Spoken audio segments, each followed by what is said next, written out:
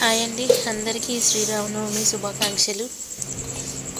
ఈసారి శ్రీరామనవమికి పూర్ణాలు చేద్దామని ముందు రోజు రైస్ మినపప్పు నానబెట్టి దోశ ప్యాటర్న్లాగా చేయడానికి పూర్ణాల కోసం ముందు రోజు నైట్ నానబెట్టి తెలుసు నాకు. ఒక గ్లాసు మినపప్పుకి 2 కప్పుల రైస్. ఇంట్లో రేషన్ బియ్యం లేకుండే, తినే బియ్యం పెట్టిన తర్వాత శనగపప్పు ఉండే ఇంకా 2 గ్లాసులు, చిన్న టీ కప్పు. అది శుభ్రంగా వాష్ చేసుకొని అడిగి మార్నింగ్ పప్పు కూడా నానబెట్టుకోవాలి. నానబెట్టుకుంటే కొంచెం పప్పు బాగుంటుంది. పప్పు కూడా 2 times 3 times పప్పు వాష్ చేసుకొని అడిగి పప్పు నానబెట్టుకున్నాం.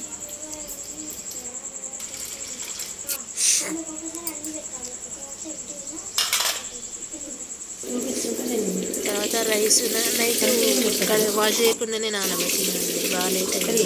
మార్నింగ్ ఇంకా 2 times రైస్ మినపప్పు 2 times 3 times శుభ్రంగా వాష్ చేసుకొని అది మిక్సీలో వేసి మనం దోశ ప్యాటర్న్ లాగానే సేమ్ అదే కన్సిస్టెన్సీలో రుబ్బుకోవాలి. సేమ్ అంటే మనం దోశలకైతే కొన్ని వాటర్ కలుపుతాం, దీనికి వాటర్ కలపకండి. ఎందుకంటే నేను ఫస్ట్ టైం ట్రై చేసిన, అంత పర్ఫెక్ట్గా రాలేదు కానీ బట్ ఓకే, ఒక నేర్చుకున్నా అన్నట్టు. ఎక్కడ మిస్టేక్ చేసిన అనేది మీకు మూకులు వేసినప్పుడు చెప్తాను చూడండి. అది కొంచెం నేను వాటర్ ఎక్కువ వేసేసరికి అది పూర్ణానికి ఇది పిండి ఎక్కువ పట్టుకోకుండా నూనెలో అంత ఇట్లా విడిపోయింది అన్నట్టు.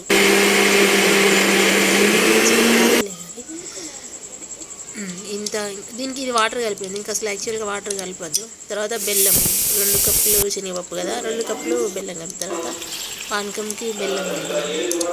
ఆ తర్వాత మళ్ళీ ఇది మేము మార్నింగ్ జావ తాగుతున్నాం, రీసెంట్గా స్టార్ట్ చేసాం సమ్మర్లో. ఇది పచ్చిజొన్నలు, తర్వాత జొన్నలోనూ జొన్న పౌడరు, దానికి అదే వాటరు ఉప్పు వేడి చేసి ఇది పొడిని వాటర్లో కలిపేసి అందులో వేయడం అంతే.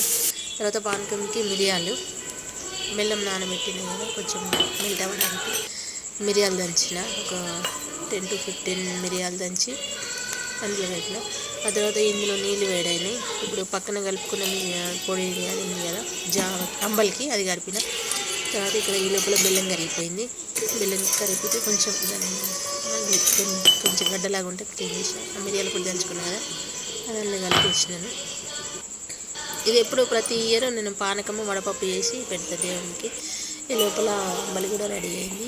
అంబలి రెడీ అయితే ఇంకా మేము చెరుకు గ్లాసు, మా ఆయన నేను చెరుకు గ్లాసు అంబలి తాగిన. పూజ అప్పుడే దానికంటే ముందే అయిపోయింది. ఇవన్నీ ఇంకా 1 by 1 ట్యాబ్లెట్స్ ఉంటాయి వేసుకోవడానికి, అందుకే కొంచెం అంబలి తాగి ట్యాబ్లెట్లు వేసుకున్నాం అన్నట్టుగా అంబలి ట్రై చేసినాం. ఈ లోపల పప్పు నానబెట్టుకున్నాం కదా, అది మిక్సీ కుక్కర్ పెట్టేసిన. పప్పు కొంచెం మెదిగింది, కొంచెం అట్లా కాయలు ఉన్నాయి. పప్పు మొత్తం బట్టి మెత్తగా దాన్ని గ్రైండ్ చేసిన.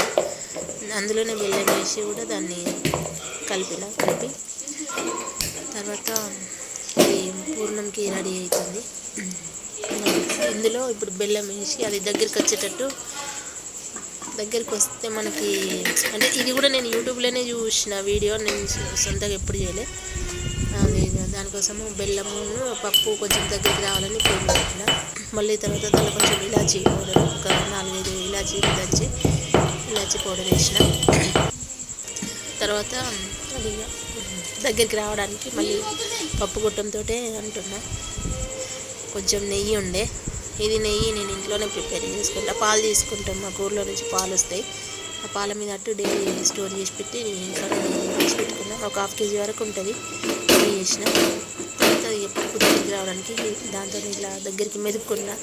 తర్వాత ఇది వడపప్పు కోసం ముందే పెసరపప్పు నానబెట్టుకున్న. పెసరపప్పు, బెల్లము, ఇంకా తులసమ్మ అంటే ఆకులు ఉంటాయి ఇంట్లోనే మనకి. ఇది దేవునికి పెట్టేసినాను. ఇక దేవునికి పెట్టిన తర్వాతనే అంబలి పోసి పెట్టుకున్నాను. అది లోపల కొంచెం చల్లగా అయింది. అంబలి తాగి ట్యాబ్లెట్లు వేసుకొని ఇంకా మళ్ళీ యాజ్ యూజువల్ వంట స్టార్ట్ చేసిన. అసలు మన ఆడవాళ్ళకి 2 చేతులు ఉంటేనే ఇన్ని పనులు చేస్తాను, ఇంకా 4 పనులు ఉంటే ఎన్ని చేస్తామో. నాకైతే ఒక్కొక్కసారి పొద్దున లాస్ట్కి వస్తుంది. ఈ లోపల పప్పు మెరిగింది కదా, ఇంకా పూర్ణాలు చేయడానికి వాటిని కొంచెం అది పప్పు ఇంకా కొంచెం గట్టిగా అవ్వాల్సింది. యాక్చువల్గా మెత్తగా ఉంది, ఇంకా చల్లారితే మెత్తగా అయింది కానీ నేను చూసుకోలేదు, చల్లారనివ్వలేదు ఎక్కువ. తర్వాత అవన్నీ ఇట్లా లడ్డూలాగా చేసి పెట్టుకున్నా. అన్నీ ఒకటేసారి చేసి పెట్టుకొని ఇంకా మూకుడు పెట్టి ఆయిల్ వేసి, ఆయిల్ డీప్ ఫ్రై చేసుకోవడానికి ఆయిల్ వేసి, ఆయిల్ వేడైన తర్వాత ఇక అది దోశ ప్యాటర్న్ ఉంది కదా మినపప్పుది, అందులో డిప్ చేసుకుంటూ డీప్ ఫ్రైకి స్టార్ట్ చేసిన. కొంచెం పప్పు అది దోశ ప్యాటర్న్ లూజ్ అయింది. అది లూజ్ అయ్యేసరికి అంత పర్ఫెక్ట్గా అవ్వలేదు. అవి అందులో నుంచి బయటికి రావడం స్టార్ట్ చేసింది అన్నట్టు. వేడి జరిగిన కొద్ది బెల్లం ఉంది కదా, అది కొంచెం లూజ్ అయ్యి నూనెలో ఇట్లా మెల్ట్ అయింది. యాక్చువల్ అయితే అది ఇంకా కొంచెం చిక్కగా ఉంచుకోవాలి. ఇక నెక్స్ట్ టైం ట్రై చేస్తాను నేను మళ్ళీ ఒకసారి. అంత పర్ఫెక్ట్గా రాలేదు కానీ బట్ ఫస్ట్ టైం చేసినా ఓకే బెటర్, మరి పాడు కాలేదు. అన్నీ ఇట్లనే చేయకుండా కొన్ని లడ్డూలు తీసి పక్కన పెట్టిన. మళ్ళీ సాయంత్రంకి పిండి కలిపి సేమ్ మన భక్ష్యాల్లాగా కొన్ని అవి చేసిన. ఇవి అంత పర్ఫెక్ట్ రాలే బట్ ఓకే వచ్చినాయి, ఒక 4-5 వచ్చినాయి. మళ్ళీ అవి అందులో నుంచి తీసి దేవుని దగ్గర ఒక 2 పెట్టి మళ్ళీ దేవునికి దండం పెట్టుకొని మళ్ళీ నెక్స్ట్ ఇక వంట పని స్టార్ట్ చేసి మధ్యాహ్నం అన్నం పడుకున్నాం కాసేపు.